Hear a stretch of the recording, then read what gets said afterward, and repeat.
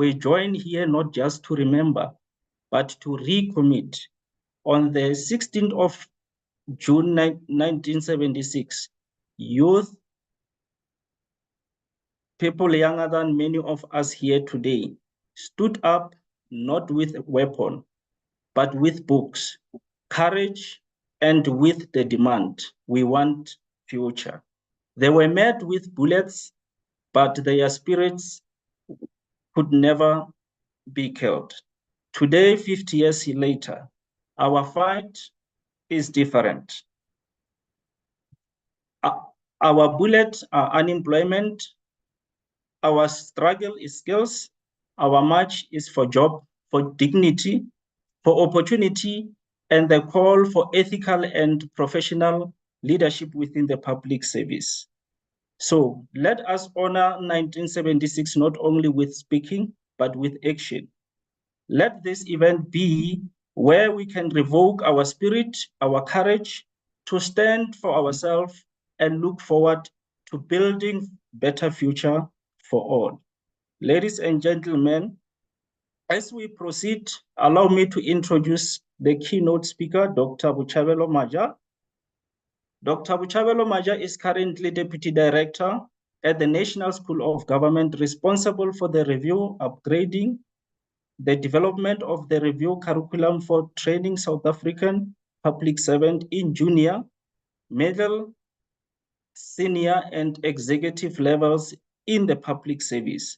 Dr. Buchabelo Maja previously worked as Senior Executive Manager for Labor Market Policy in the Department of Labor and the National Business Initiative, Meltono Project, and the Human Science Research Council. He obtained his Doctor of Philosophy degree in Education, Research, and Council. He obtained from the University of Wits based on the thesis titled South African Urban Black Youth Capacity to Aspire. He conducted research and written extensively the schooling sector, higher education sector, labor market, looking at the education quality issues and the culture of the learning broadly, balancing flexibility with protection of workers in the labor market. Ladies and gentlemen, let us welcome Dr. Maja. Dr. Maja, over to you. No, thank you. Thank you very much, Program Director. Thank you very much, colleagues. Good morning, everyone. I see that a number of you are still joining and they are coming into the session, so they will find us moving. So thank you very much for that introduction. I'm hoping that we are going to have a good session and that what we will share with you during this next 2 hours is something that could trigger something in yourselves as young people. And it's something that could at least you look back to a few years down the line as an event, because this is just an event that could trigger the kind of action that the program director was talking about. So we're going to be talking about living our constitution in memory of June 16. And you know, these words, in memory, reminded me of death, you know, because usually when people say in memory, sometimes they say in memoriam. And then there's a eulogy that somebody must share with us about how good the person was before they died and what they did before they died. So I asked my AI friend to prepare a tombstone, which you are seeing in front of you. And I'm hoping that with this tombstone, we will trigger new conversations about how in the next 50 years, we don't have the conversations that we are having today, 50 years on. One of our problems, in my view, as South Africans, is that we're very comfortable to talk. we like to talk, we like to have events, we like to reflect, we like to eulogize. But the doing part, we always struggle with it. So this tombstone really, I'm hoping, will trigger a closure of the talk culture that we have in our country and maybe open a new culture of doing. Now, let's do this. What I thought we must do first, before we engage in a conversation about today, because I'm very keen that our conversation today must be about today and tomorrow, and very much less about yesterday. Because you see, this thing of commemorations, it's not something that is about today, neither is it about tomorrow. So I'm going to very consciously try to push us today to have this commemoration focusing more on today and tomorrow. But before I do that, I thought that I should start first with a recollection of the past. And it's only one slide that I'm going to use for this purpose, for the recollection part, because 90% of my conversation will be about today and tomorrow. But I thought it's important to start with yesterday because part of us as South Africans, being this country of citizens that prefer and find comfort in talking, I have realized that many of us, we talk about things that we know nothing about. So everybody talks about something that no one knows anything about. So I'm going to do this deliberately to try and revisit what really happened in 1976. So that when we talk about today and tomorrow, we are not confused about what happened. So, first point that I want to share with you, 1976 was an uprising. It was an uprising. And whenever we talk about this uprising of 1976, we like saying youth uprising, youth uprising. Well, you can call it youth uprising.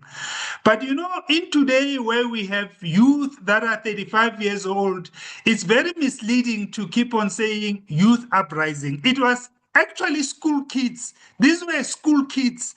They were still going to school. They were below 20. These people who did the uprising of 1976, they were not 35 years old. Many of us in this room are 30 plus. In 1976, the uprising was led by school children who were 20 years and below. So that's the first point I want to remind us of. The second point that I want us to remember, and I will come back to it later in this slide, is that uprising was triggered by the introduction by the apartheid government, that is, of Afrikaans as a medium of instruction.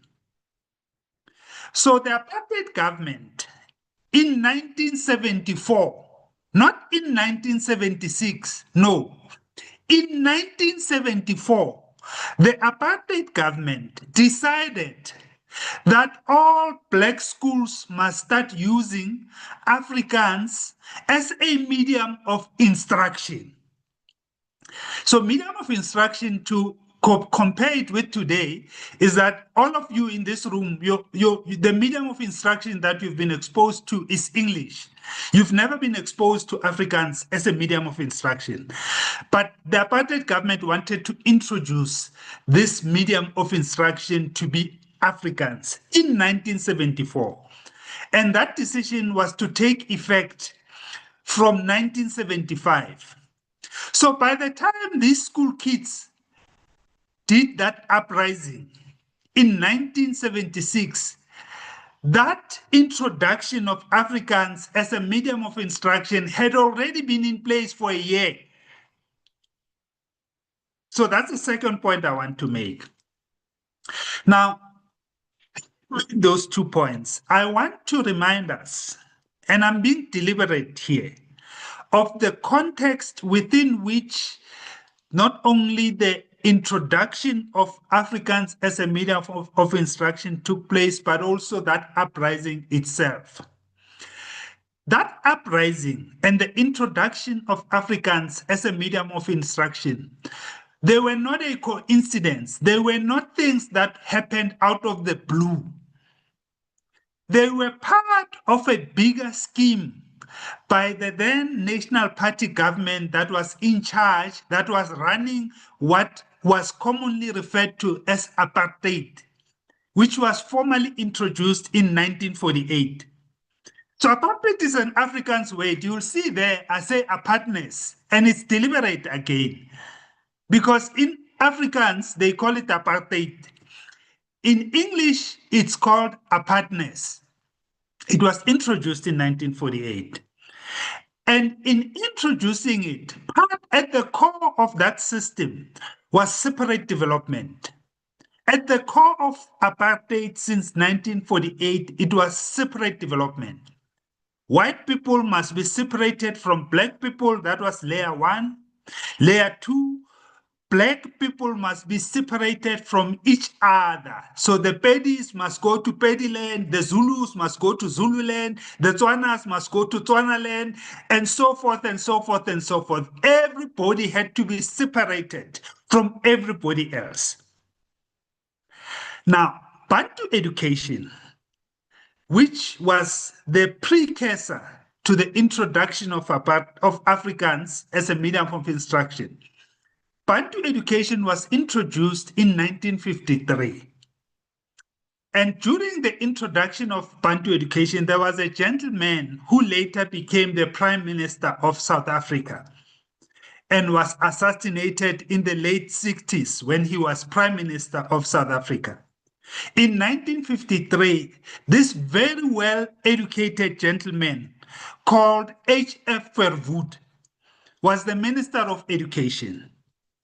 This gentleman, for decades, he studied what he called the Bantu. And in studying what he called the Bantu, even wrote a PhD in psychology on what he called the Bantu, who are black people. And he believed that black people can never be equal to white people. And then when he became the Minister of Education, he made sure that there's an act of parliament that is passed in 1953, which is called the Bantu Education Act. And he argued that what is the use? This is what he said. What is the use of teaching the Bantu child mathematics when it cannot use it in practice? That is quite absurd, because according to him, this is H.F. Verwoerd, education must train people in accordance with their opportunities in life, according to the sphere in which they live. That was the philosophy behind Bantu education, to make sure that the Bantu child can never be taught mathematics, because the Bantu child can never use mathematics in life, because the Bantu child will never have opportunities in life, or according to the Bantu child's sphere in which they live, to use mathematics. So this was in 1953, many years before 1976. By 1976, Verwoerd had passed on. He had been assassinated. There was a new prime minister in South Africa called John Vorster. John Vorster was the protege of Verwoerd. He was in parliament, apartheid parliament, with Verwoerd when Verwoerd was assassinated as prime minister. John Vorster succeeded Verwoerd, and he had the responsibility to carry on the legacy of Verwoerd. to make sure that the Bantu child must never know mathematics.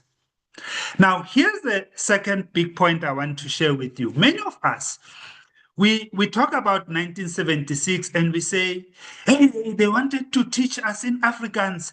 But if you ask us in this group, oh, did they want to teach us in Afrikaans in all the subjects? 90% of you in this room would not be able to answer that question correctly. And that's why I'm doing this first slide the way I'm doing it. Because it was never a general decision to teach Afrikaans across all subjects. To teach all subjects in Afrikaans. That was not the intention. The apartheid government was very meticulous in their planning. So they were very clear. We are going to teach the Bantu child, this is the black child, in Afrikaans if they want to do mathematics, arithmetics, geography, and history. So if you want to do maths, you do it in Afrikaans. If you want to do arithmetic, you do it in Afrikaans. If you want to do geography, you do it in Afrikaans. If you want to do history, you do it in Afrikaans. Those were the only subjects that were going to be taught in Afrikaans. Not all subjects, only those 4 subjects were decreed to be taught in Afrikaans. Remember what Verwoerd said in 1953. The Bantu child does not have to know and understand mathematics. So it means you are teaching this Bantu child mathematics in Afrikaans to dump that child to the lowest common denominator. Even today, 26, the issue of the black child and mathematics is still a problem that Verwoerd caused for us in 1953. We have not yet solved that problem. Mathematics literacy is not maths. However, the apartheid government, that is, to teach learners in English for general science and practical subjects. So, homecraft, needlework, woodwork were still going to be taught in English. Why? So that you have enough garden workers and woodworkers and needleworkers who can be able to be put in their place as black people so that they can serve the interests of the white government of the day as manual laborers. The black child can only be a manual laborer. So those subjects that teach you how to sew, how to do woodwork, how to do gardening, those subjects were going to be taught in English. And here's the killer. Here's the killer about that decree that led to 1976.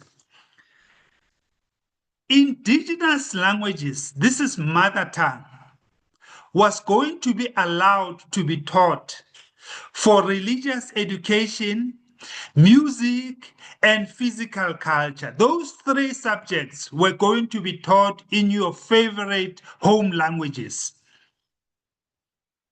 So this thing of seeing black people today with these new churches that crop up every day, this thing that we see on Good Friday of black people and Christianity, this thing that we see of the Bible and what it means, and Thursday today, we call it Sheila's Day, all of this was planned.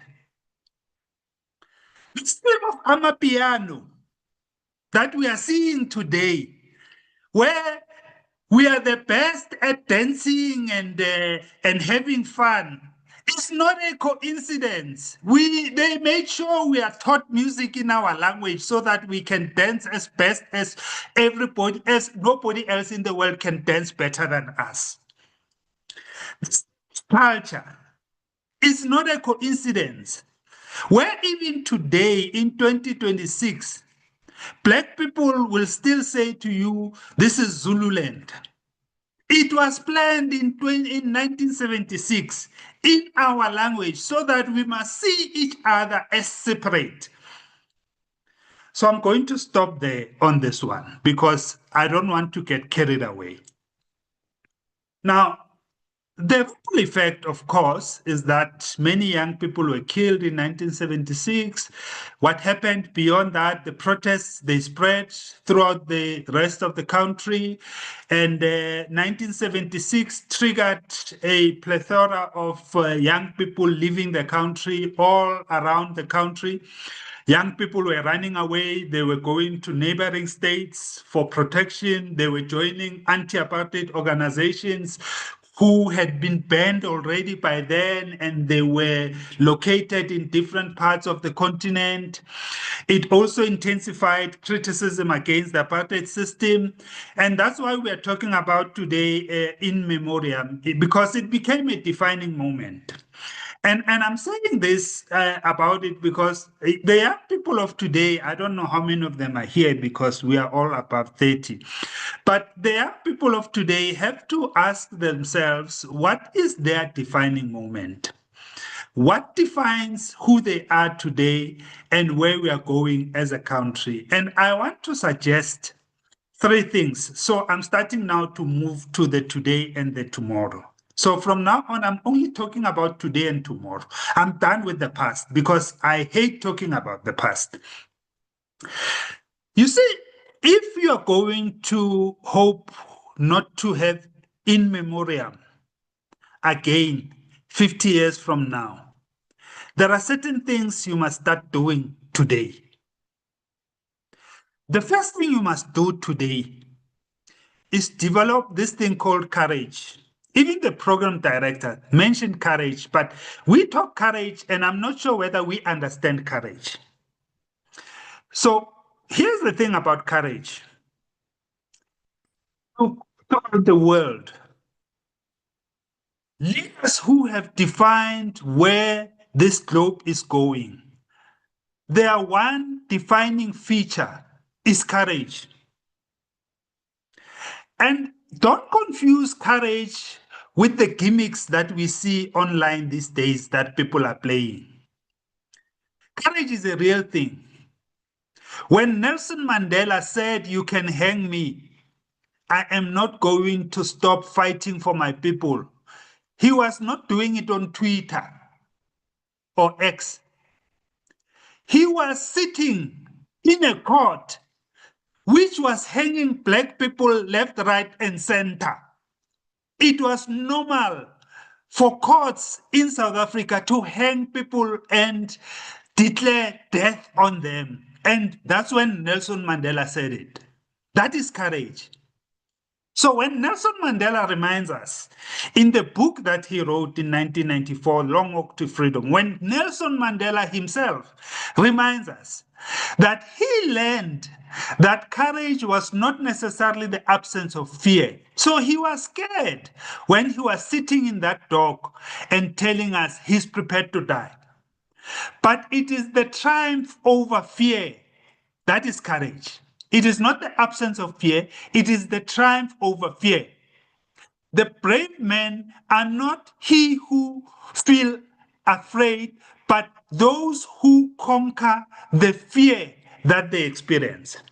So I want to propose, first and foremost, that we have a conversation about courage and whether we have young, courageous South Africans today. Whether the people who are sitting in this room today are courageous. That's the first point. The second one is what I call agency. You know, agency is a very simple thing. Agency is really about you being able to make your presence felt, you being you and not being a group. So that is agency. We can say Buchabelo Maja. If Buchabelo Maja was here, he would be doing this, because we know that Buchabelo Maja is like this. That is agency. So I suggest that we look at agency, and there are two types of agency that I want to propose to you. The first agency is what I call agentic capability. You see, you can never say Buchabelo Maja was here and he was doing this and that unless Buchabelo Maja is capable. So that's what I call agentic capability. If you go tell your friends today about me, you will say there was this crazy guy at a youth symposium saying these funny things. The only way you'll be able to say that is because I've prepared for this symposium. I am capable to be sitting here and talking to you because I've worked hard to make sure that I am ready to talk to you. So I am displaying, as we speak now, my own agentic capability.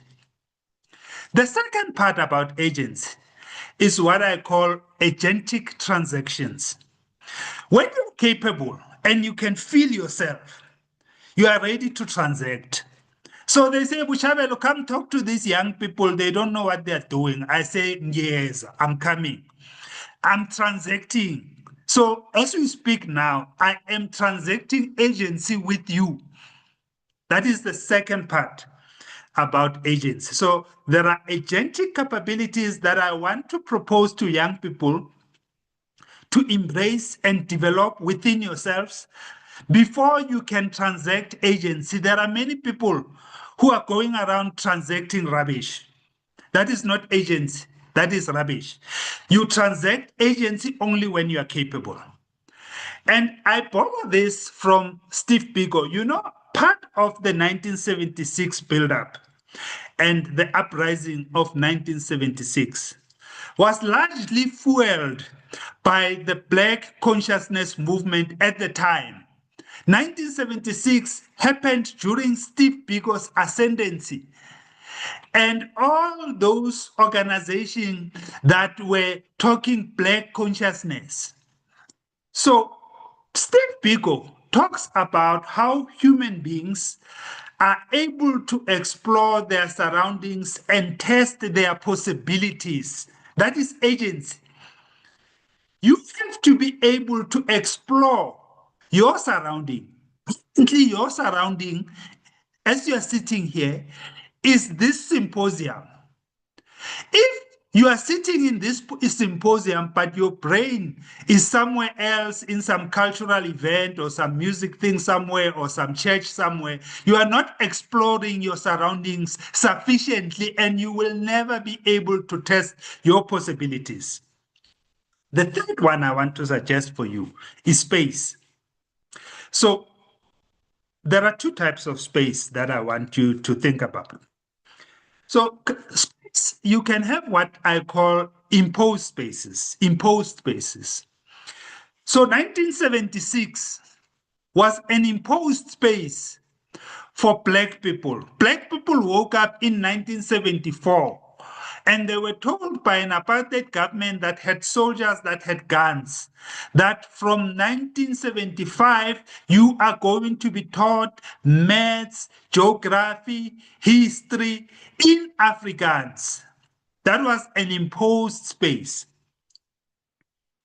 1976 June 16 became an intended space when school kids said, we are not going to allow this imposed space of Africans to define our future of being mathematically illiterate. We are going to convert this imposed space into an intended space, and we are going to liberate ourselves. So the language issue became a trigger for liberation. And that is why the young people, after 1976, they said, we are going to take up arms now. We have to fight for liberation, for freedom. I will come back to this issue of freedom. Now, today and tomorrow, the environment has changed, of course. The world of today, as you know, is volatile. There are things happening today that we never thought will happen in our lifetime. You look at some of the events taking place in the World Cup, a football tournament used to be so standard, so predictable. But what's coming out and what we are seeing and the contestations are so interesting. Even simple things like if you want to be objective and neutral, and you say, hey, this is probably the first soccer World Cup where small nations have not shown any respect for big nations, except for South Africa, that is. Small nations have not shown any respect for big nations. They are standing tall. Cape Verde is making sure they should have beaten Spain. That's the volatility that we are in. There's a lot of uncertainty. The Iran war is back on over the last 2 days when we thought it was over. There is a lot of complexity. We're not sure who is ruling the world anymore. The US used to be the hegemon of the world.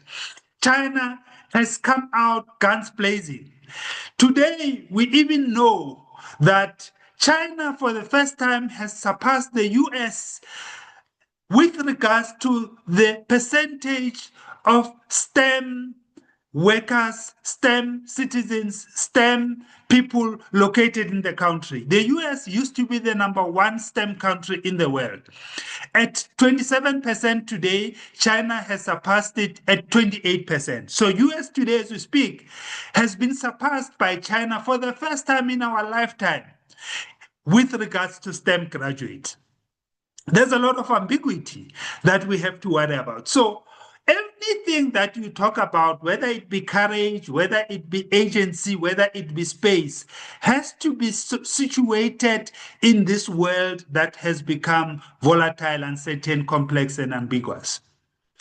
So what does this all mean then for the Constitution? Because they said in memoriam of June 16, but leaving the Constitution. So they said, I must talk about leaving the Constitution. So now, here's the first thing that I want to propose.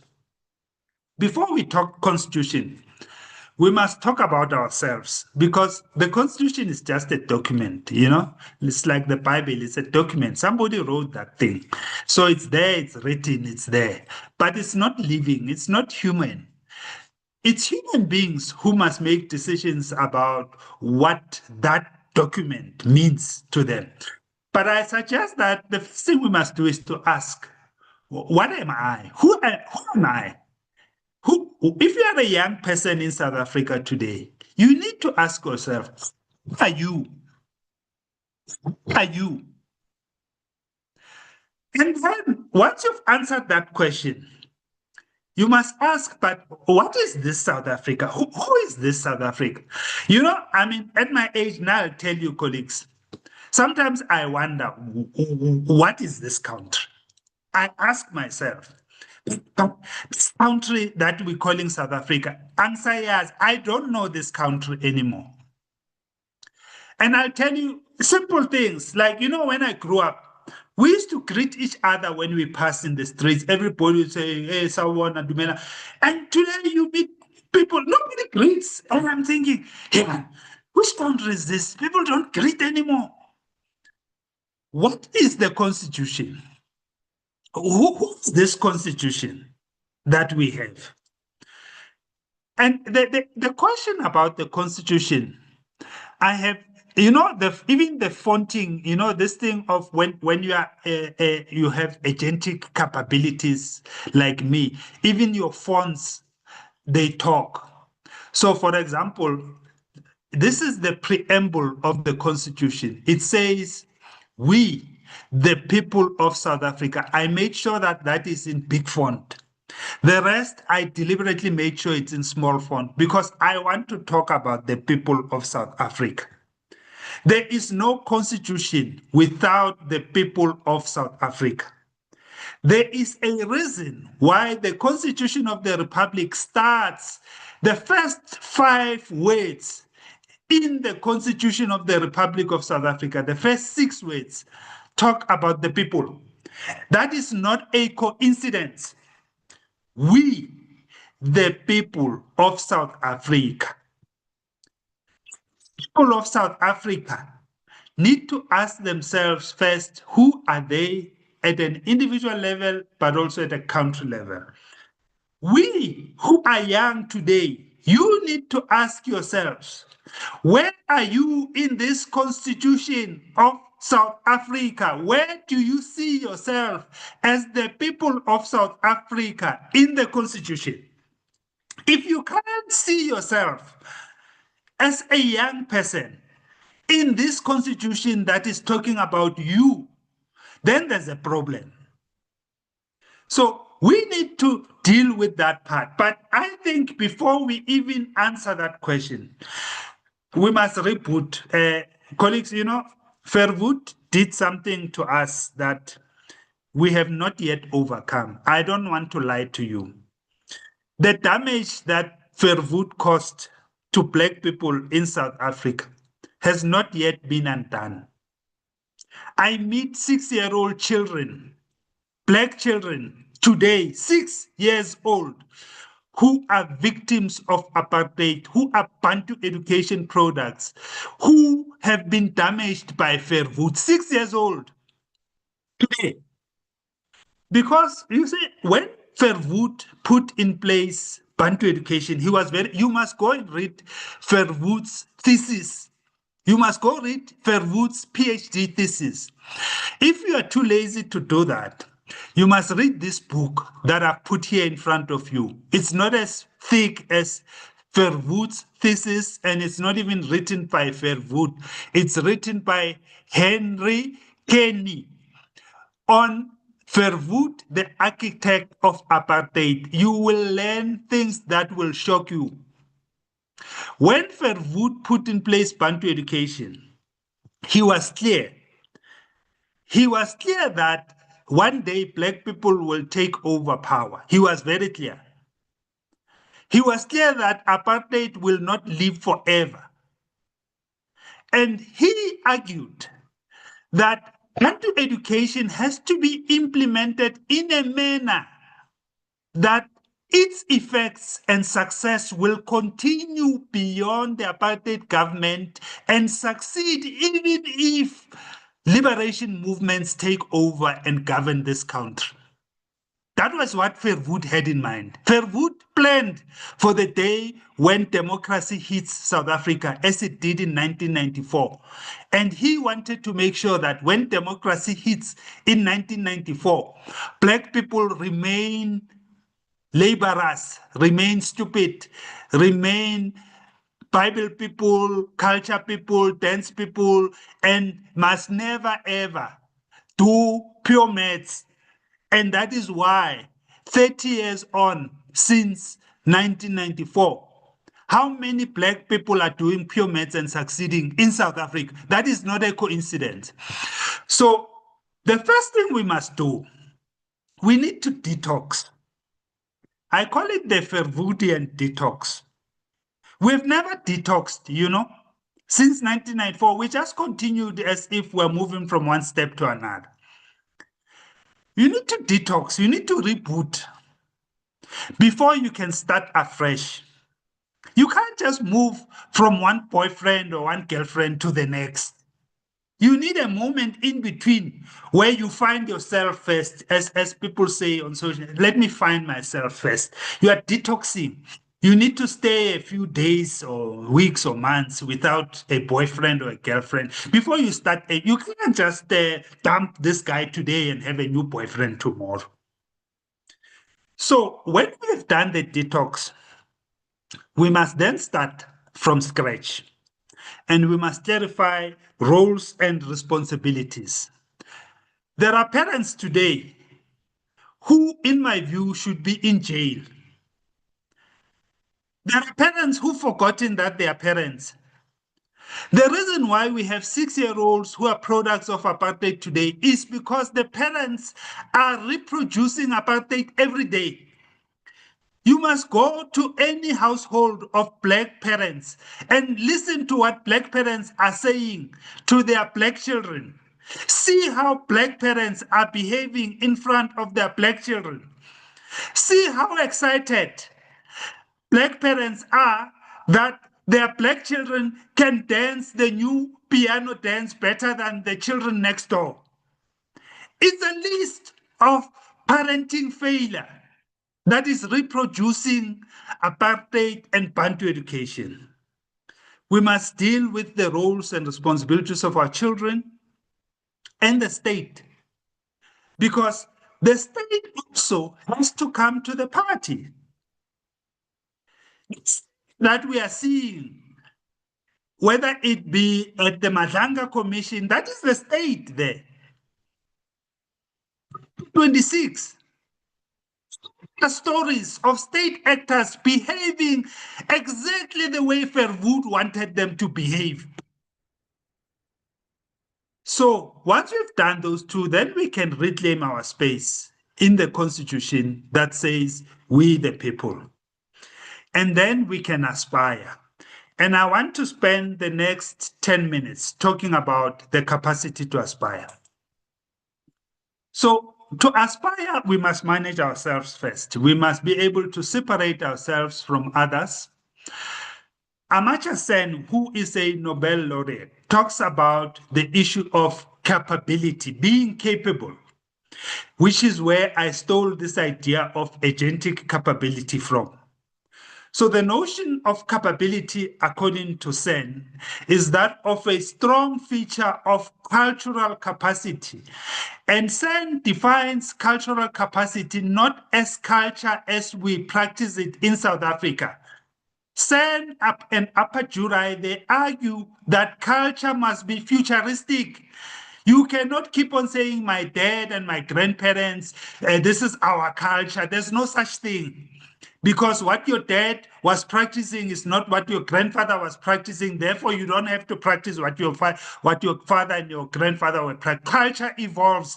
Culture has to be futuristic. Culture has to link to development. So Sen's capabilities approach, which is similar to what Apajura argues, was born from a need to relate economics to development and ultimately to freedom. Because Sen argues that democracy is not freedom. Democracy in 1994 was us electing a democratic government. It was not freedom. You can only be free when you have the ability to do valuable acts. If you are sitting in this room and you don't have the ability to do valuable acts, you are not free. You can only be free if you reach valuable states of being, dignity, as it's called in the Constitution. Unless you reach those valuable states of being, you are not free. So you have to be able to do a combination of things a person is able to do or be before you can talk freedom. So if you believe that democracy is freedom, then we have a problem in moving forward towards the next 50 years of June 16. So we need to find a way of dealing with issues of the environment, of social organization and spirituality and historical experience in a way that is futuristic. We need to look at culture as futuristic, being about the future and being core to development. We need to make sure that culture must have a relationship with poverty and development. The culture that we do here in South Africa, Black people, is anti-development, it's pro-poverty. Everything that we do culture, we call culture, and we practice as culture, makes us poorer and poorer and poorer. You must pay money to go and slaughter a cow because they say, you must spend money that you don't have to pay for that. So culture has to be about the future. So we must understand the capacity to aspire as a cultural conception that is related to the future. So I'm going to leave you with this concept in the next 3 minutes that I've left with. It's a very simple concept. It's called oats. I've used jungle oats there so that when you are eating jungle oats in the morning, you must remember that there is this oats that is about the future. We've already spoken about agency. That is the A in oats, the second alphabet. We have already spoken about space. That is the S, which is the last alphabet in oats. I want to give you two more concepts that contribute to oats. The first one is objects. You need to find a way of relating to objects differently from the way we do as Black people. There are two types of objects. There is what I call immediate objects of aspiration. And then the second part is what I call intermediate objects of aspiration. Stop celebrating my soul and his Lamborghini. Stop wanting to buy Gucci and Louis Vuitton. Those are immediate objects of aspiration. They don't build a future. Start thinking about intermediate objects of aspiration. I am not saying be anti-Lamborghini. I am saying instead of aspiring to own a Lamborghini, find a way of aspiring to own a Lamborghini factory. Ask yourself, how can I own a Lamborghini factory, not a Lamborghini car? So that's objects. The last one is tools, and I have 1 minute. There are three kinds of tools that I want to propose to you. The first one is really a tool that Arjun Apajurai proposed called navigational tools. If you're a human being and you don't have a navigational tool, a compass that guides you to your future, you have a problem. You need to look for a tool. Human beings, since the first industrial revolution, invented tools for a reason. That is what makes us separate from monkeys. That is how we transitioned from Homo sapiens. We invented tools. You need to find yourself your own compass. Secondly, you need to look around for windows. That's the second tool. Because windows show us a glimpse of the future that we have not yet entered. And they shape our dreams. They give us hope. They give us possibilities that lie ahead that Steve Biko spoke about. Thirdly, you need to find a way of having social safety nets. And that's where our parents fail you. Parents fail because they don't provide social safety nets. You are only able and brave enough to risk jumping further and higher if you know that should you falter, there's a social safety net below you that will catch you. Elon Musk was able to jump high and far because he knew that there's a social safety net below him that will catch him should he fail. Black children don't have social safety net to catch them, and that's where we fail them. Thank you. Thank you very much, Dr. Majo. Thank you for reminding us about the philosophy of Bantu education, insightful and powerful messages today and tomorrow, the capacity to aspire. May I just remind the participant that if you have any questions, please post them into the Q&A. We will have time for taking all those questions. All right, thank you very much. I'm going to introduce the next speaker. The next speaker is Prof. Zama Mtombeni. Prof. Zama Mtombeni is an associate professor in the Department of Anthropology and Developmental Studies at the University of Johannesburg. Her research focuses on government, public policy, higher education, and the interaction of technology and development, with particular interest in the strengthening public institution and preparing the public leader for the rapidly changing world. She serves as a chairperson of the South African Association of Public Administration and Management, Gauteng chapter, and she's a member of Education editorial board of Wisely, Journal of Public Affairs, and the African Policy Bulletin. She has published extensively in the field of governance, higher education and development, and regularly contribute to the scholarly and policy conversation on government and public sector reform.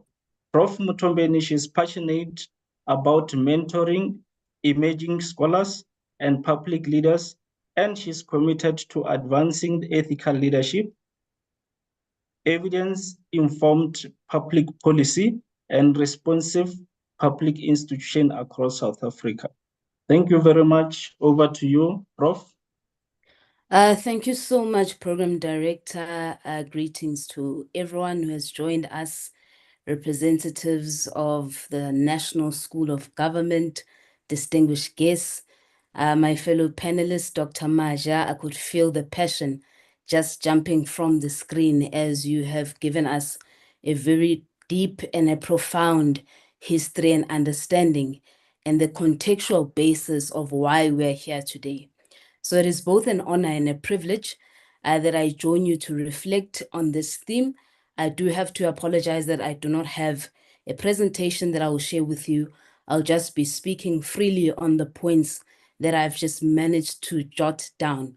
But this is indeed an important function that we have collaborated on, living our institution in memory of June 16, 1976, and I've been given the responsibility to speak on the topic of whether the young people are on board as we are honoring the youth of 1976.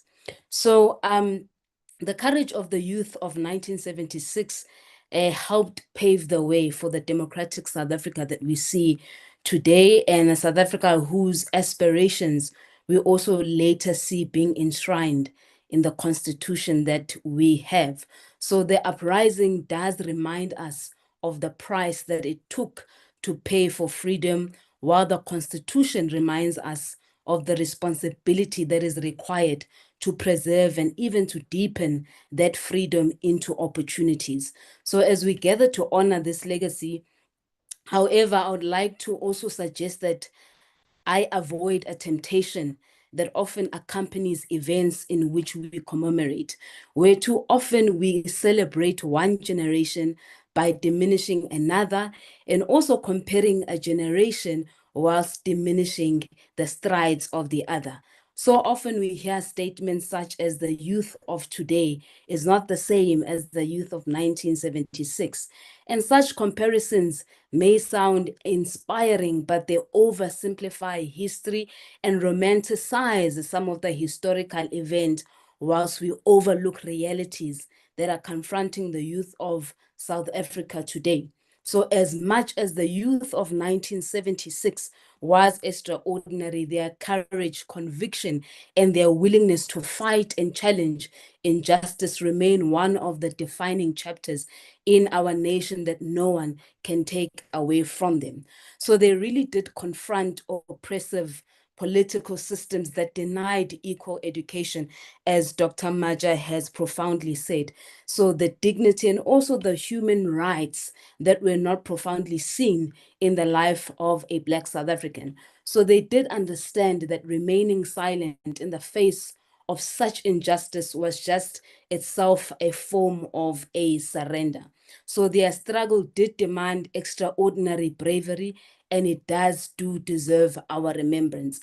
So, but honoring their legacy at the same time does not require us to conclude that every generation must fight the same battles in the same way. History does not ask each generation to replicate another generation. History does ask each and every generation to respond faithfully to the challenges of its own time. So the South Africa of 1976 is not the same as the South Africa of 2026.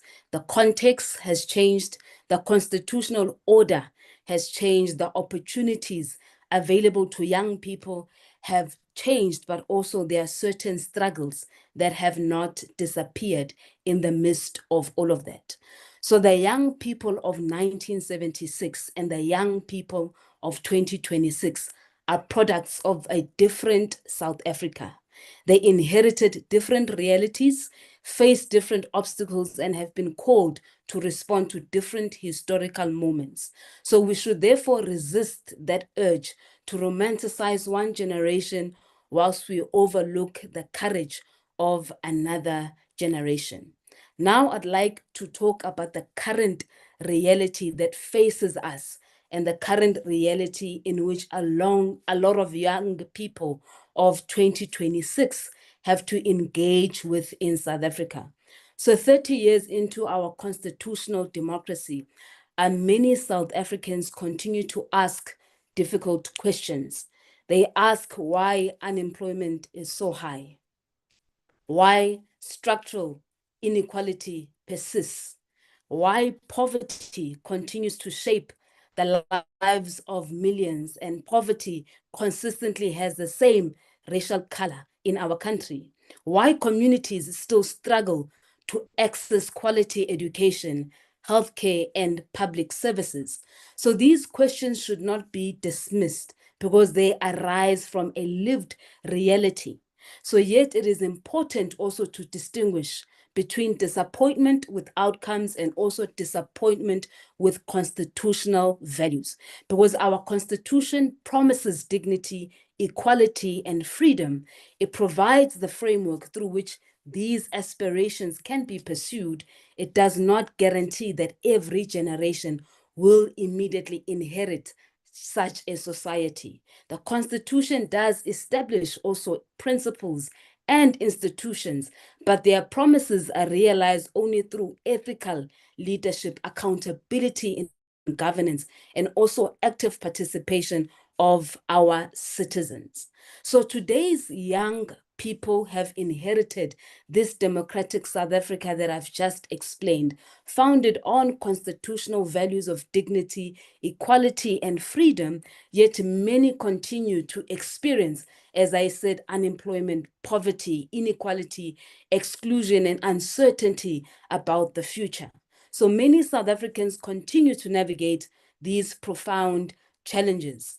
Was the generation of 1976 did confront a legislated racial oppression and unequal education and political exclusion, they challenged the system that denied them the dignity and the freedoms that many of us enjoy today. Today's generation has inherited a constitutional democracy, yet inheriting this constitutional democracy has not meant inheriting equal opportunity or even a dignified life. So it is the graduate who walks profoundly across a graduation stage, only also to spend months and years searching for employment with unsuccess. It is the young entrepreneur who possesses those innovative thoughts, but banks are unwilling to invest in. It is also the young public servant who enters into government spaces with passion, only to discover that institutional constraints that test their commitment to public services are there. So their struggles are not really signs of laziness and entitlement, as we use these words to describe many young people of 2026. They are often the consequence of structural realities that require thoughtful policy responses, sustained economic growth, and real reflection. So despite these challenges, I also reject a narrative that today's youth is apathetic. Perhaps the question is not whether today's youth are making a contribution. The question is whether we as a society are paying sufficient attention to the contributions that they are making. The responsibility of older generation is not simply to tell young people that they are the future. It is to create conditions in which that future is possible. Young people cannot build an inclusive economy if they remain excluded from it. They cannot become ethical leaders if they are never trusted with leadership positions. They cannot innovate if they are denied opportunities to experiment, fail, and also to grow. Honoring, therefore, the legacy of 1976, therefore, means that more than remembering the courage of yesterday, it means that we invest in the courage of today. It means that we create pathways to employment. It means that we strengthen the quality of education. We support entrepreneurs. We mentor young professionals and ensure that public institutions are capable of responding to these aspirations of the new generation. The youth of 1976, the youth of 1976 fought so that the future generations will inherit that freedom. So our responsibility really is to ensure that today's young people inherit opportunity. The measure of success will not often be how we commemorate the youth of 1976. It would also be inaccurate to suggest that today's youth are disengaged or lacking in commitment, as many people like to describe the youth of 2026. Across South Africa, young people continue to demonstrate remarkable leadership, innovation, and resilience in ways that often receive far less attention. So the case studies that I'll be presenting, these are not exhaustive case studies, and these are not the only young people that are doing great, remarkable things, but these are just examples that are going to be presented for us for our learning and also for our understanding. I'll make an example for the Fees Must Fall movement, hashtag 2016, where young people were fundamentally reshaping the national conversation on access to higher education. While opinions differ on the aspects of the movement, few will dispute that it demonstrated the willingness of young South Africans to organize and also participate and advocate for issues that they believe were central to social justice and access to higher education. Beyond activism, young South Africans continued on this platform to distinguish themselves in public leadership. We have leaders such as your Nompendulo Mkhatshwa, many people will know her, who illustrated how youth participation had evolved from student activism into democratic governance, which reminds that young voices belong not only in protests, but also in policy making and also in public institutions. Because she, out of the movement of Fees Must Fall, became one of the youngest members of parliament alongside your Naledi Chiwa, your Vuyani Pambo, and Peter Kitsi. And these are just several names amongst the rest that we can reflect on. In areas of climate change and justice, young people such as Otile Kamadeng have mobilized young people, young South Africans, to engage on issues of environmental sustainability, democratic participation, and also the intergenerational responsibility. So their work reminds us that today's youth are not only concerned with being present, but are also thinking deeply about issues that they will also inherit. The entrepreneurial landscape tells us also a similar story. Across our country, young people, young entrepreneurs are building businesses that create employment, develop new technologies, and also solve local problems. You have young innovators like Lotu Munkala, who have demonstrated what entrepreneurship opportunities in township communities actually mean, while many others are developing enterprises in agriculture, digital technology, renewable energy, fashion, and also financial technology and the creative economy. As I said, this is not an exhaustive list, but just few examples of how the youth of today are making strides. We see young women leading businesses, challenging the status quo. Entrepreneurs are building companies and securing investments and also creating jobs for the local realities. So in science, also in medicine, we are seeing young people participating. Others are serving as doctors, others are engineers, building the infrastructures, others are teachers responsible for shaping the human resource of tomorrow, and others are involved in creating opportunities for young people. Many of these young people will never trend on social media. Many of their names may not even be spoken by our mouths, but their names will also maybe not even appear on newspaper, but every day and quietly they are contributing, they are consisting in developing the South Africa that we all aspire to live in. So perhaps the question is not whether today's youth are making a contribution. The better question is that we as a society, again, I ask, are we paying attention to all these strides that young people are actually making?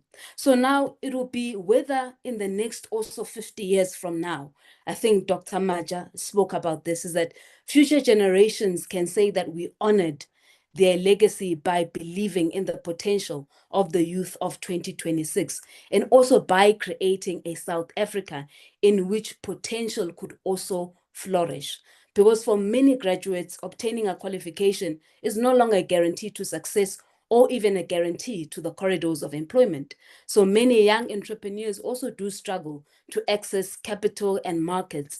Many young professionals also compete in increasingly complex labor markets. Now they have to even compete against artificial intelligence, technological disruption, and automation, which was not the reality of 1976. So many communities do continue to experience unequal access to opportunities, healthcare, and public services, and economic opportunities.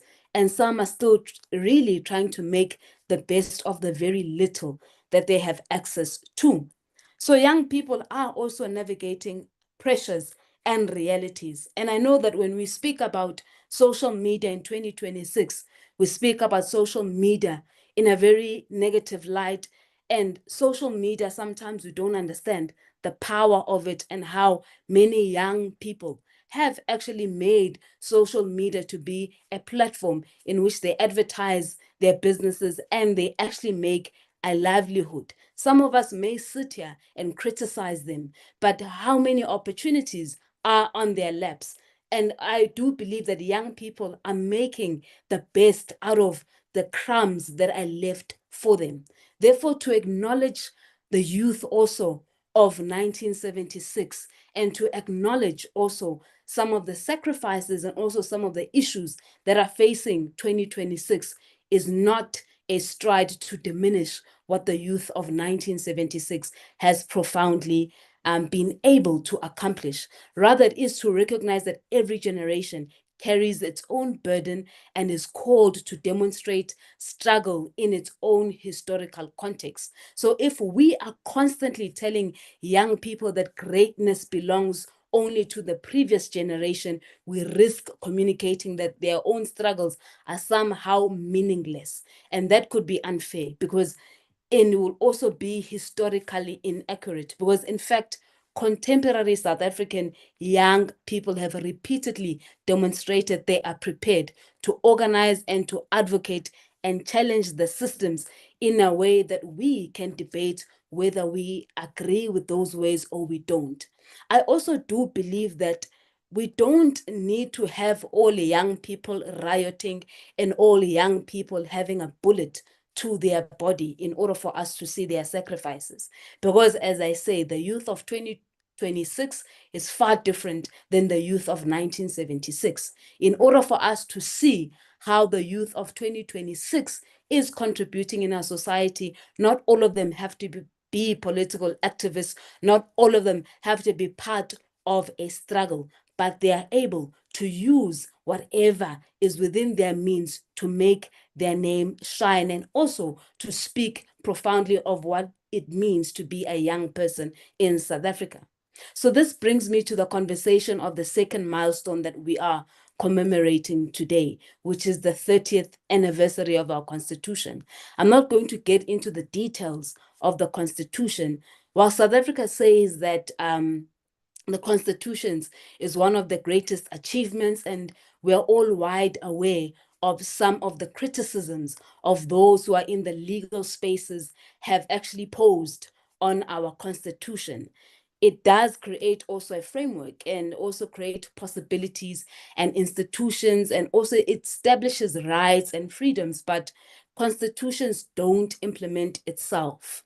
Constitutions and democracy does not sustain itself. It does need active citizens. It does need ethical leadership in order for people to experience the full bloom of what democracy is all about. It does require also accountable public institutions, and also it does require ethical leadership from those who have been given the authority to run these public institutions. It also does mean that we have to reject corruption. We have to reject things that are discriminatory. We have to also serve our community with integrity and protect public resources that belong to all South Africans. It means participating in democratic processes must move beyond the election day. People must see what it meant to go into that voting poll and actually put an X next to the voting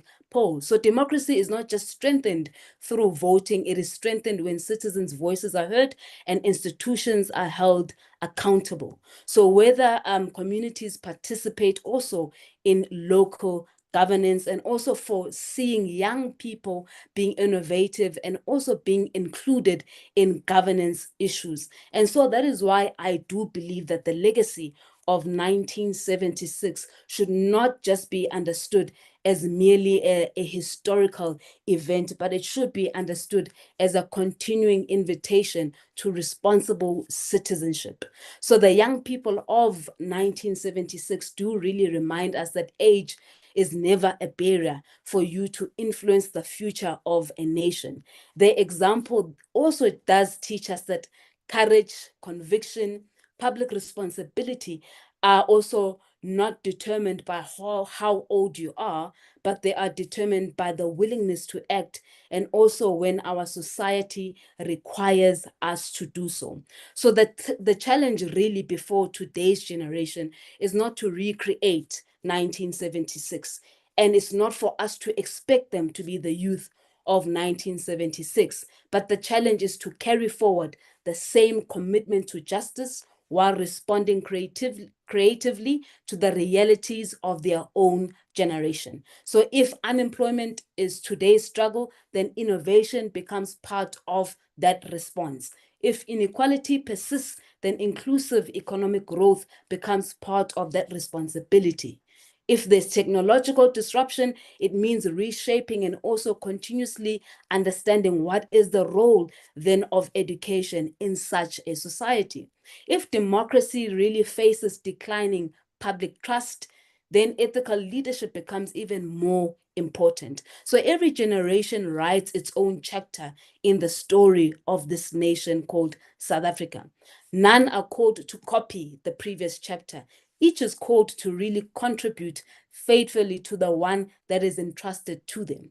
So as someone who works quite closely as well with students and young professionals, I remain quite optimistic, whilst a lot of people are pessimistic about our youth. When we ask whether our young people are on board, we must also first ask, what does it mean to be on board? Does being on board mean every young person must become a political activist? Must every young person join a march in the streets before we conclude that they care about their future? Must every young person become another Hector Picterson? I don't believe so. Too often we measure today's youth against one defining moment in our history. We look at Ama2K, as we call them, the generation that is born in the year 2000, and describe them as distracted, entitled, disconnected, and also politically cold and indifferent, because many are not protesting in the same way as the youth of 1976. We assume they are less engaged. But perhaps the problem is not just this generation, but perhaps the problem is the standard in which we are judging them and the lens in which we are wearing to assess them. The youth of 1976 confronted apartheid, the state that denied them political participation and also fundamental human rights. Their context did demand mass mobilization and public resistance. The youth of 2026 has inherited a constitutional democracy. Their responsibility is different. They are called not only to defend democracy, but to deepen it, to strengthen it, and make it a promised, a lived reality, and not just a promised reality. So that does not mean today's youth is silent. It means they are speaking in different ways. And the question is, are we willing to hear the ways in which they are using to speak in? I'll make an example of a case that happened in 2016, just right here in Pretoria, Girls High. We remember the name called Zulaka Petal. This was a young woman who challenged discriminatory school policies relating to natural African hair. The activism reminds that the nation and the dignity that is behind young Black girls is that and what I say is that she did not carry a placard. She did not walk the streets of Soweto, but she challenged injustice in her own way, in her own creativity, but it still created a very remarkable mark. So we continue to see that young people are leading national conversations on gender-based violence. They are demanding that survivors be heard, advocating for safer communities, and also assisting in dignity guaranteed by our constitution. So I do believe, and also I do invite each and every person, as we reflect about the young people that we have today, are we really using a yardstick that is fair, or are we using a yardstick and a checklist that we romanticize and a checklist that we are comfortable with? So many South Africans are also using art, theater, film, poetry, music, and even digital media to raise awareness about social injustice, mental health, inequality, and also environmental sustainability. So their activism may not always involve marches or demonstrations, but instead they are changing minds through storytelling, creativity, and public dialogue. It is also up to an individual whether you welcome these streams in which young people use. But I do feel it is also harsh for us to dismiss them as if they are not a contribution. So this matters because, as I conclude, that young people are not only on board when they are protesting in the streets. We create a very dangerous standard. We risk suggesting that civic participation is only visible when society reaches a point of crisis. And surely that cannot be our aspiration. So the success of a constitutional democracy should not be measured by how often young people are forced into protest. It should be measured by how freely they are able to participate through public service, entrepreneurship, scholarship, community, leadership, being artistic expression, and also their democratic engagement. So not every generation is called to fight the same battle the same way. Some generations are called to resist oppression, others are called to build institutions, others are called to restore trust, and others are there to create employment, develop new technologies, strengthen communities, and even protect constitutional democracy. So then the question then is not whether today's youth looks like the youth of 1976. The question is whether are they using their gifts, their voices and opportunities to build the South Africa that is envisioned by our constitution. So if that is our measure, then I believe our young people are very much on board. They're simply charting a different course towards the same destination. So when I look at South Africa today, I do not see a lost generation as many do.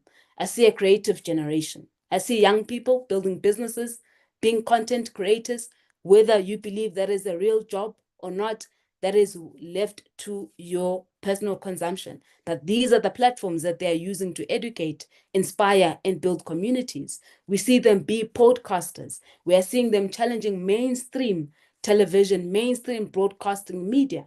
And there are spaces for conversations, rich intellectual dialogue that previous generations often avoided. We see them challenging the status quo. We see them becoming musicians. We see them becoming filmmakers. We see them becoming young innovators. These contributions may not always make the evening news.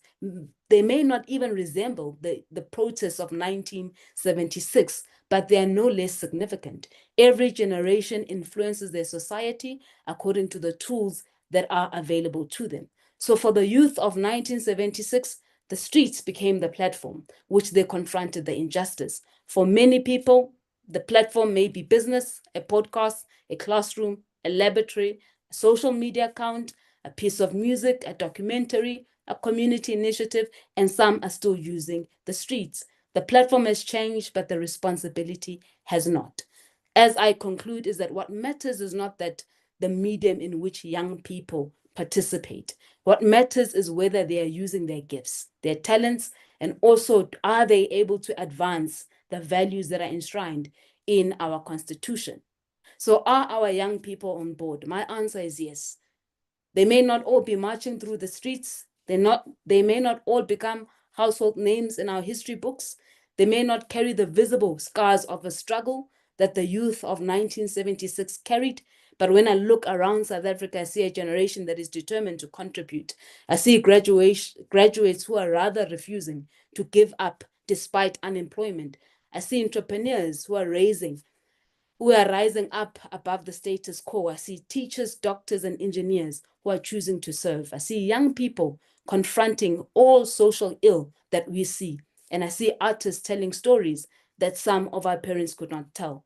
I see podcasters, they're creating spaces for meaningful, engaging conversations. The methods have changed, but the desire to leave South Africa better than we found it has not changed.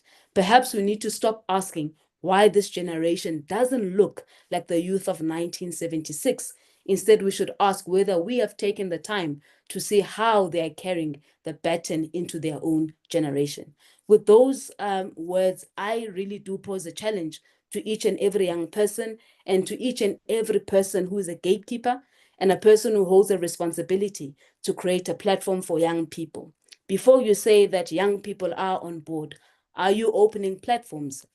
Are you bringing young people to the table, or are we just sitting in our offices and just pointing pictures and pointing also our hands to say young people are not on board? I think this would open a conversation for us to reflect about the youth of 2026 as we commemorate and also as we look at the youth of 1976 and really have a conversation as to what does it mean to be on board as a young person in South Africa today, and what are the challenges that are facing young people that also does stop them from being on board. With that, I thank you. Over to you, Chairperson. Thank you very much, Prof. And thank you very much for the aspiring presentation. Thank you for speaking strongly about the future of the youth. Many of them we heard from your presentation that they already living the legacy of 1976.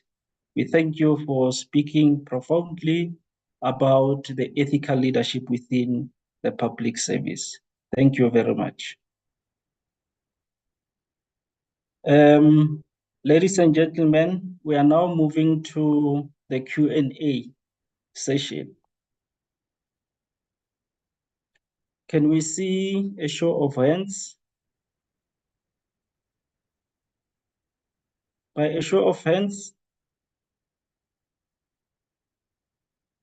I've just checked on the Q&A icon, so there's no questions that are posed there, but many of them are just comment. I see Luis Lapan. We seems to resist a successful future by being distracted in social media and selling our attention to shiny, bright, and immediate. We seems to be afraid to invest in the long road and hard work. She further say, we are at the time of the most success, access so much, but we can't seems to be getting off the ground. A failure to thrive, we seems to be resistance to change. Right?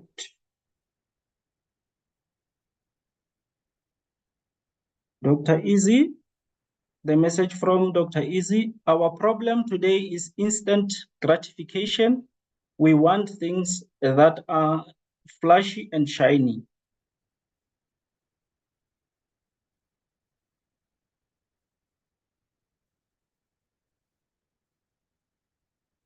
Kanyuma, South Africa, particularly Africans people, have lost the we, Ubuntu, which played a pivotal role in the fight against apartheid. We seem to continue to be divided as Black people, which has a negative impact on the future of our country. Together we stand. Divided we fall as a nation. Our country.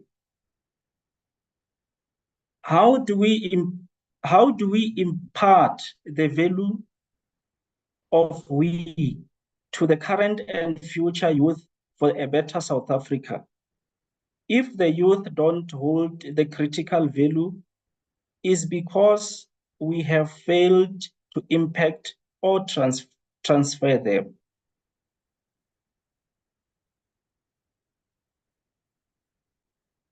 Another message from Dr. Izzy. Prof. Zama, us as the youth of 1976, how do we assist today's youth to ensure that we have better country? I think that is the question from Dr. Izzy. Prof. Zama, you can proceed. All right. Dr. Maja, can I leave you to speak to the values? Because I think it's something you touched on when you spoke about that we walk around the streets and we don't greet one another. So I think there was a question that was posed to us about how do we instill Ubuntu and values. Can I leave that question to you and I'll answer both questions that I see that Dr. Izzy has posed to me. So the first one is, as the youth of 1976, how do we assist today's youth? I think the most important thing is succession planning. It's very important. And I think as the NSG, you're doing a very wonderful job as to how we are engaging the young people as we are today. And we should not be shocked when we see young people also carrying significant posts, as I see that sometimes what we face in institutions is this issue of ageism, right? We're always complaining that parliamentarians are too old, but when you're seeing a young parliamentarian, what is this child doing? So sometimes as a society, we must be clear, what is it that we actually want? We should create a succession planning. We have master classes that conscientize a person who's doing the public management degree now needs to understand what does it mean to be a public servant. Do they understand the South Africa in which they want to serve? Are we going just beyond the qualification, because a degree is not there to give you the soft skills. It's there to create and for you to understand the content in which the degree that you signed up for. So it's very important for us to open opportunities. When you know that there's an internship, are we sharing it with the young people, or are we holding those opportunities for ourselves? So I think it is more about creating those opportunities where there is not a greater, I would say, the divide between the youth of 1976 and the youth of 2026. And we should be free with giving out knowledge, and we should not hold that to ourselves, because sometimes people do not want to bring young people on board because we are afraid they're going to take the shine, they're going to do better than us. We should just be comfortable with young people taking over. The second question is more on the curriculum taught in universities. Today, is it assisting our young people to realize economic emancipation? And is the curriculum not part of the problem where graduates are still unemployed? So with that question, I'll also just employ us to look at just the basic education system and the higher education system. Basic education system says that a matriculant can pass with 40%, it gains you entrance to a university. The university, 50% is a requirement for you to pass. Already you have just created a system that does not speak to one another. A child that gets 40% thinks that they're doing the best, whilst when they get into university, they struggle. When it comes to curriculum, yes, it does become a problem in certain streams. In your Faculty of Humanities, some degrees are a problem because they don't necessarily lead to employment, and also the teaching methodologies are outdated, because you will see when you're hosting an intern, someone has a degree from a prestigious university, but they can't use Excel, they can't use PowerPoint, they can't juggle Microsoft Office? These are questions that we have to ask ourselves. What is the curriculum meant to do? And I do believe that the curriculum does play an issue in some of the issues that we are seeing. And also something that we should also not shy away from when you spoke about the multiple degrees, Dr. Easy, is that what we have seen happening in the higher education space, because many young people now don't have opportunities, they find refuge in higher education. People will keep going for different degrees because they're going to get funding, and that funding is used for their livelihoods. And so that's another reality that we find why young people are carrying multiple degrees whilst they don't have opportunities, because those multiple degrees have become a livelihood strategy that they are also using. I hope I've answered your question.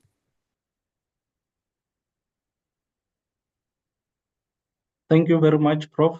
I'm going to allow Dr. Maja before we take the other questions. I see there's two hands.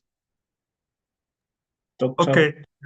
Yeah, let me just deal with this issue of values, the issue of we, which is in the preamble of the Constitution, and the related issue of Ubuntu. So let me start by saying part of our problem, in my view, is that we, since 1994, we've become more of a sloganeering nation. We master slogans and less meaning. So a lot of what we do as a country since 1994, it's slogans and very little meaning. And it goes back to this issue that I was raising. It was a question I asked. Who am I? Who is South Africa? I am of the view that we have failed to answer that question as a nation. And not, I'm not talking about youth here. I'm talking about all of us as a nation. We have failed to deal with what does it mean to be a South African? What are the key characteristics that define being a South African? Part of it has to come from the home. You know, when I said earlier on during my presentation, many of the parents today should simply go to jail. I mean, people must be happy that I'm not president.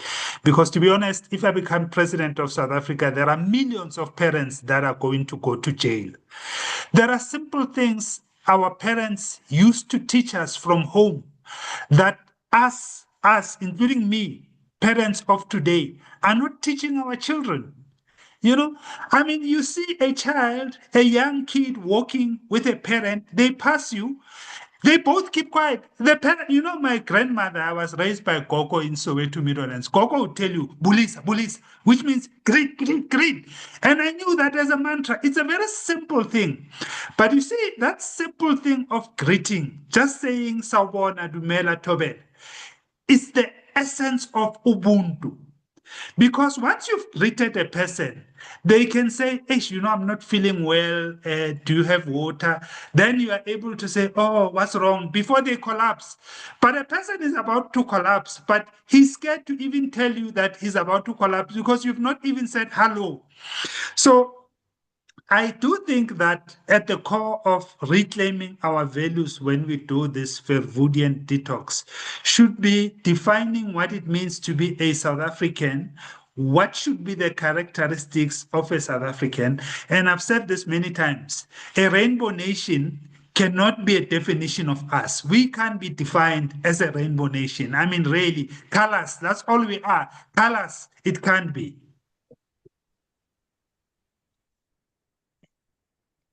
All right, thank you very much. So we are going to take the next questions. Can we start with Tina, Bennett? Thank you very much. Am I audible? Yes, you are. Thank you very much. My name is Bernard Tina from the University of South Africa. And yeah, should I open, is the camera, is it okay? Yes, we are hearing you. So yeah, it's fine. Yeah. Yes, all I'm saying is that thank you for the opportunity and thank you for the lovely presentation and the questions as well. And let me also try to say or try to engage the presentation from Prof. Zama. As she indicated, one of the struggles, the recent struggles of young people, I liked the part where she mentioned that the comparisons of generations, it's something that also hinders the current generations to, to struggle to find themselves as to what is it that they must do or where do we have to go.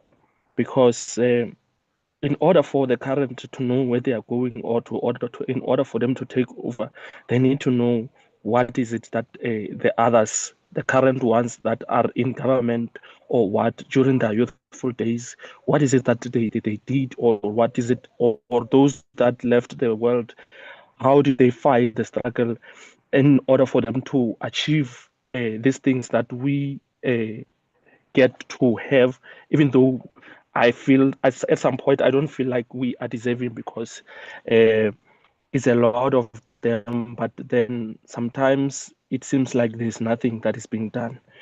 Let me get straight to the point. Prof. Zamas stated the issue, I mean, the struggle of the 2015 Peace Must Fall, of which I'm likely to be one of them because I was part and parcel of them.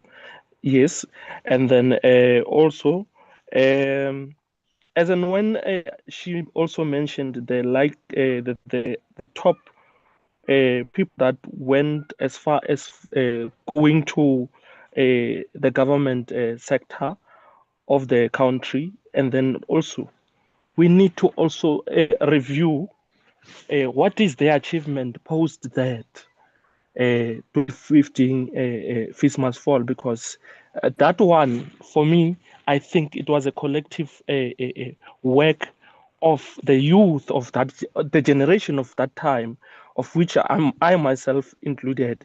So one thing that we need to question, we need to go back to say to them, we need to have a proper dialogue with them as a current youth, because the current youth that have to take over the country, just like we did as the Feast Must Fall generation.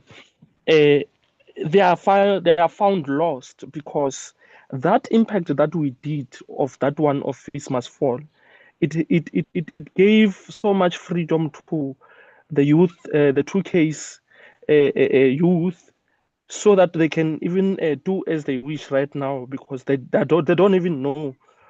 For them, everything is just free, and they don't even care whether they're working or not, because eventually, even how development is spiraling, it's evolving in terms of technology.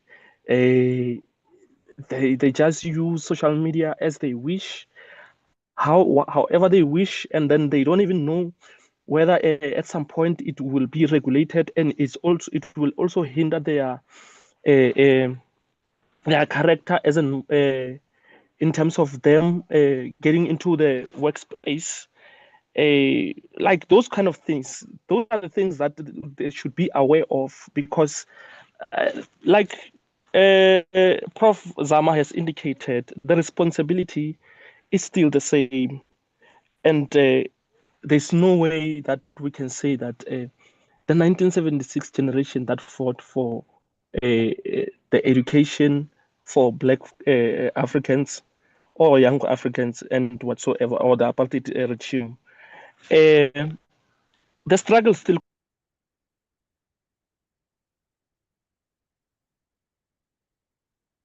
All right, thank you very much. I think we just cut off. Can we allow Nokolo to pose a question? Nokolo, unmute.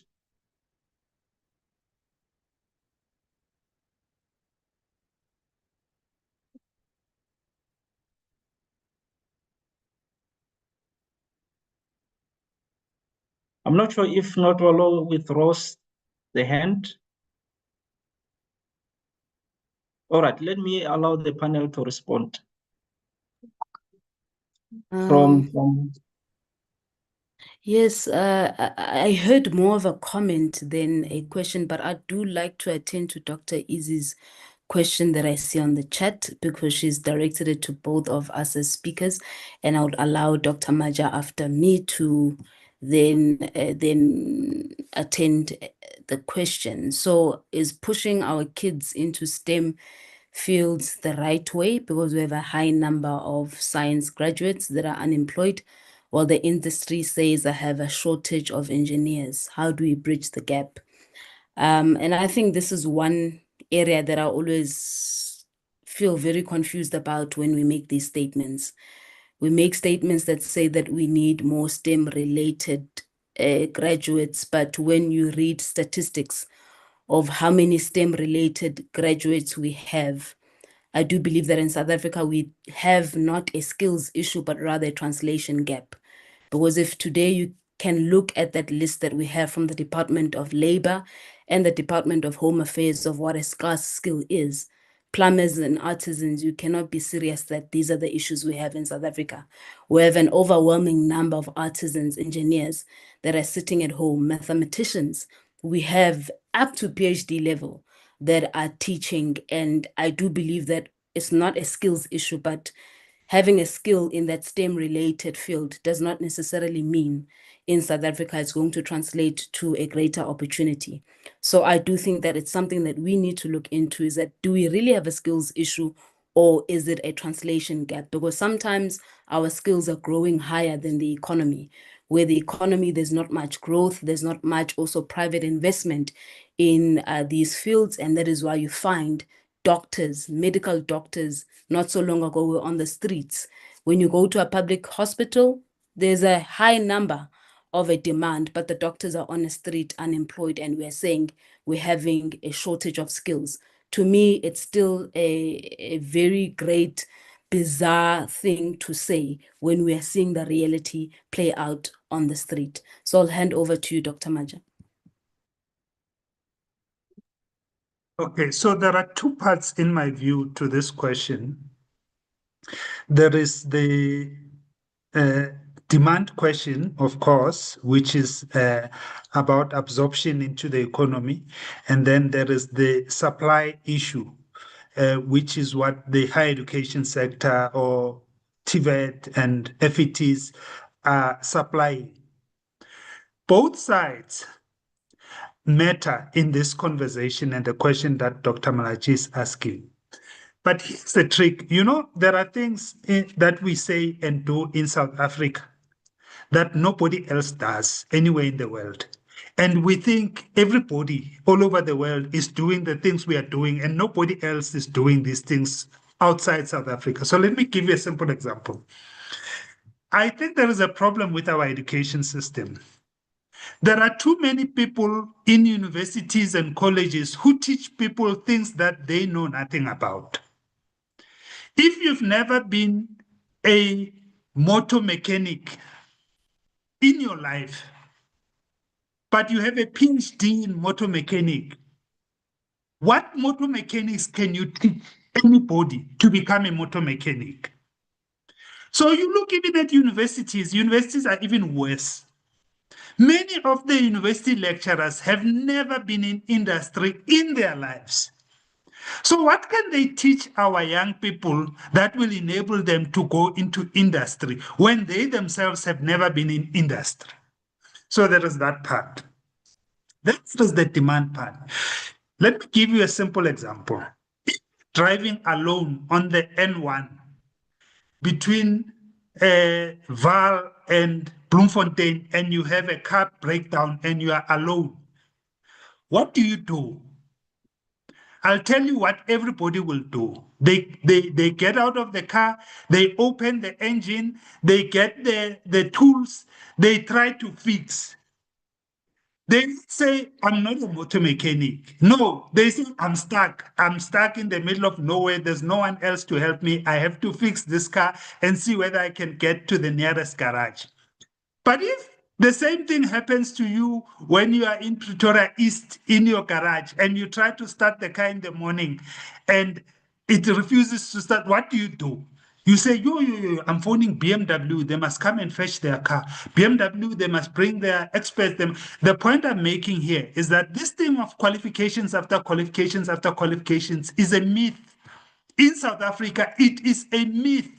Young people are getting qualifications to death for nothing. I can tell you, go to the US today.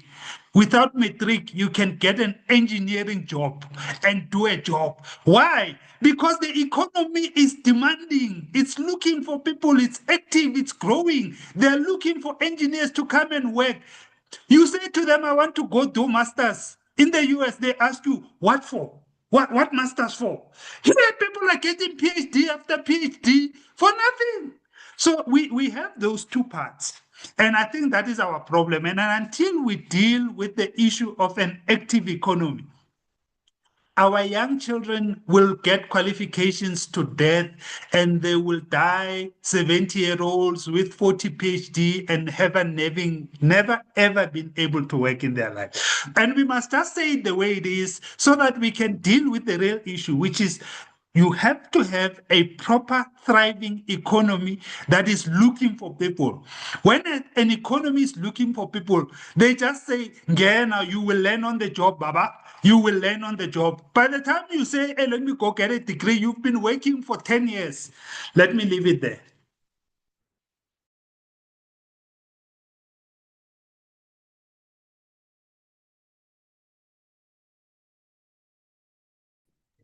Back to you, Prof.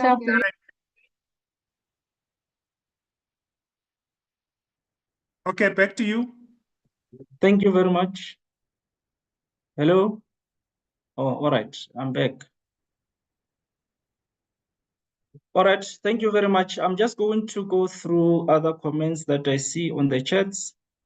The one that is coming from Mr. J. Rampart. To the youth of today, embrace your potential, stay true to your values, and inspire others with your actions. As you are the pioneer of the future. Always remember that humility is a defining trait as you traverse the journey to success. And I think Ms. Lepan just appreciate the super session that we had. Thank you very much. I don't think there's still other questions. So we are going to move to the last part of the event. Thank you very much, presenters. I think many of us as youth, we are now inspired. And I think many of us, we are not going to live here only with the speeches. We are going to make sure that we act accordingly.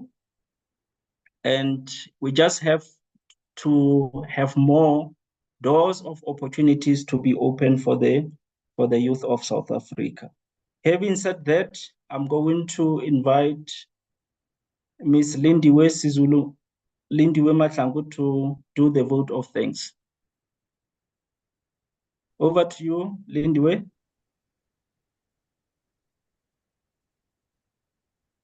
Program Director, Mr. Derek Marshall, our distinguished speakers, Dr. Buchabelo Maja and Professor Zamamtombini, esteemed guests, colleagues, and all participants, good morning. My name is Lindiwe Mahlangu, and I serve in Cadet and Foundational Management at the National School of Government. It is an honor to deliver the vote of thanks at the conclusion of today's National School of Government Youth Symposium 2026. On behalf of the National School of Government, I would like to sincerely thank the approximately 200 participants who joined us today. Your participation and engagement have made this symposium a huge success. To our keynote speaker, Dr. Buchabelo Maja, thank you for your insightful presentation on constitutionalism, democracy, and the role of young people in shaping our country as South Africans. You are reminding us that the meaningful change starts with the self-reflection. Your challenge to reflect on who are we, what the South Africa stands for, and the importance of our constitution, together with your call to detox, to rebuild, and to embrace our shared roles and responsibilities. Your message reminds us of the importance of living and protecting the value of our constitution.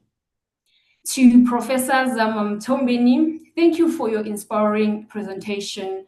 During your presentation, you have mentioned the challenges that we face as young people. Thank you for reminding us that today's youth are a product of a different South Africa, yet continue to face the profound challenges such as unemployment, poverty, and unequal access to opportunities. The presentation actually has challenged us to reflect on the legacy of the youth of 1976 and our responsibility to empower today's generation. My sincere appreciation also goes to the departmental coordinators who got people on board, our cadet and foundational management chief director, Dr. Izimangaliso Malachi, our two directors, Mr. Ephraim Mekwa and Ms. Nombulelo Mtombeni, Mr. Derek Mahlo for his leadership and guidance throughout this symposium, the cadet team, and everyone who worked hard behind the scenes to ensure the success of today's event. Your dedication and teamwork are truly appreciated.